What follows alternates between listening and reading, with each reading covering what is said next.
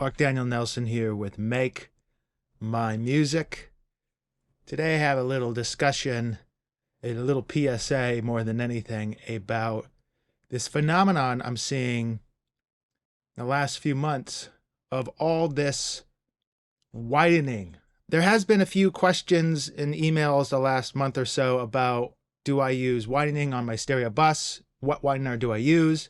How do I process it and such? What I'm hearing, though, in references and mixes that a lot of people send me to kind of give the perspective of what I'm hearing, it feels like this excessive phenomenon of widening the stereo image, which is causing catastrophic problems with the center channel. I love wide mixes. I love deep mixes. But what I'm hearing is this just pummeling. You listen to it on speakers and you listen to it on headphones. The widening effect changes completely different between the two. Obviously because of psychoacoustics in the room, how you're hearing things, all these elements. So again, this is my 2 cents on how I process widening on individual instruments versus just slathering it on the stereo mix. I have a song here by a Los Angeles artist named Ferguson. And this track has this really great growling build of a band kind of slowly building, escalating. There are elements inside the mix that really shine when put into a hard right-left widening aspect. If I slather a stereo width on the 2-bus too much, you are doing what my friend Scott calls a catastrophic hole in the center channel, a crater. And what it does, in theory, is it's scooping the center of your image to enhance and shine in really weird ways the side channels, the sides of your stereo spectrum, in ways that it's absolutely damaging the stereo image. I'm not totally sure if it's a modern craze to make things wide, but it really is killing your punch in your mix, your vocal center. A lot of your vocal S's and stuff get really kind of broken and smeary just slightly.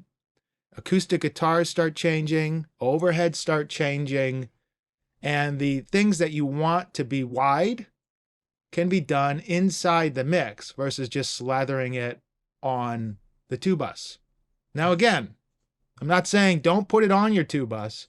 I'm just saying I feel like people are leaning incredibly hard and heavy on with plugins or hardware on the stereo process that's causing more damage to the whole vibe of the mix than good.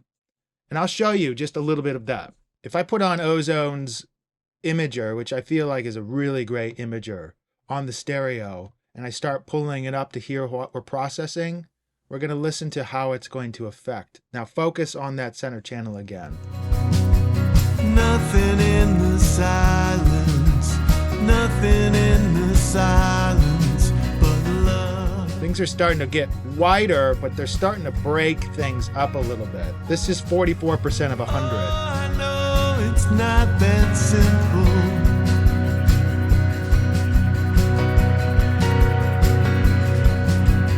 Feel the weight of changes. So instead of just slathering this on the stereo, at least for me, again, this is all my perspective.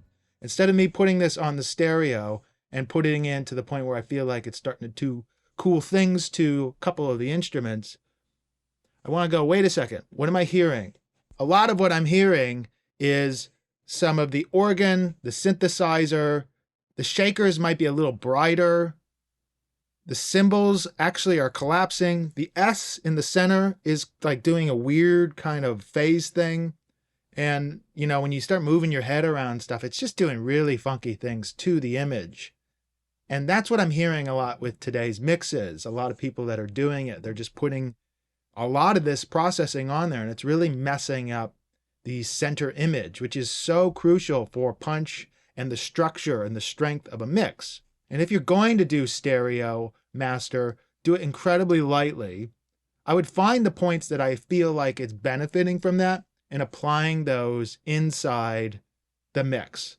I'm going to leave on Ozone, but I'm just going to bypass the imager. And then I'm going to go up to, let's say, the synthesizer and the organs. Those are the two elements I feel that don't have an incredibly tight center structure. Shakers and stuff, those are tracked Burdon left and right. Those are double tracked. So when you start putting processing on that, that gets into the phase element as well. Anything like a drum set that has a center point, a structured center point, that also messes with it a little bit. For me, when I'm doing widening, I like to pick a couple elements like organs or synths to push outside of it. I usually don't process overheads. I usually don't like to do the stereo. And if I do the stereo, it's so light that I'm just getting those little elements. And most of the time it's because I'm at a place in the mix that I don't want to go inside of it, or I'm mastering the track. But usually it's incredibly light, even to the point where I'm like, this sounds good, and then I back that up again, even more. Putting in the organ and the synth in together,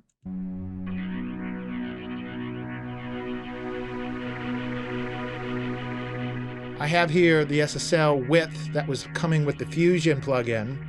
And this guy is a little different because it adds a little different mid-range. So if I pop this guy in,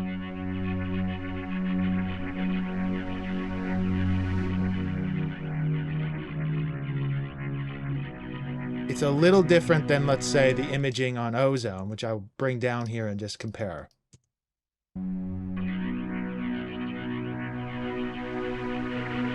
The Ozone imager is a little more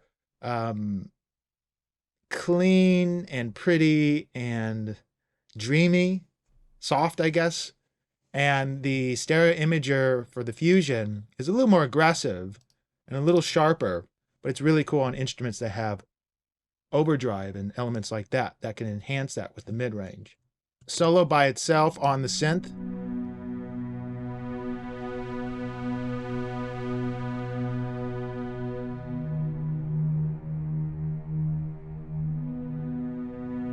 As you can hear, there's no super center tightness here. The bass guitar, the drums, the kick drum, the snare drum, anything that has a little low mids and low end are going to keep that center structure tight. And this can kind of create that ambience with the super wide. Both of these inside the mix, and then we can go and compare it to, let's say, the stereo again.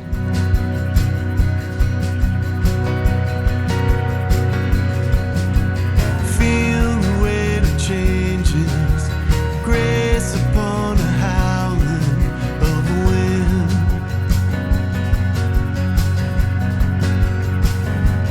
And I won't allow the past to catch. And then again with it out. The past to catch me. It's interesting. Still I won't deny the past for one. All the percussive stuff and everything that has like the really high frequencies feel wider, even though it hasn't changed, other than the synthesizers and stuff being stretched. And I think that's because those getting out of the way of the stereo field created space in the drum percussion, which made it feel psychoacoustically that those are wider as well. So again, let's go in. I'm going to play you the mix with, let's just say, a stereo process of the width on the master versus what it's doing when you're just applying it to, let's just say, these two synth and pad instruments, an organ and a synthesizer. And you'll hear, again, by moving stuff out, even in a phase align, the elements that were kind of on top of it start feeling like those are wide too, and you retain the center structure, the most important thing of a mix, which is the strength of the center, the focus, the tightness, the fatness that you get from the vocal, the snare, the kick drum, anything that's really locked into the center, without it messing with that. To catch me. Still I won't deny the past for what it is. And then taking that off the stereo and going and applying those to just the pad parts. And I won't allow the past to catch me.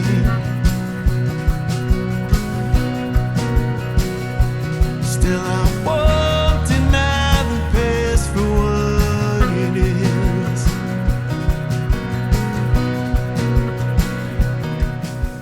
listened before how the other vocal felt like it was drifting a little bit, or almost like you're in a weird room where you start shifting your head a little bit, high frequencies change in the center image.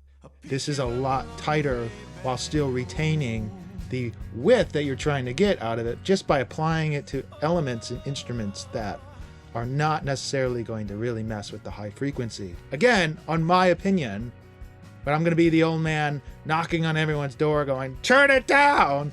Turn down the stereo imaging on the stereo bus just a little bit and watch what it's doing to tighten up your mix. Today is more focused on getting people to think a little bit outside the box and try to put a little focus on what sometimes processing does as a whole, and trying to take that and going into a mix and correcting it versus just trying to correct it at the very last stage, which it usually does damage on the overall than good.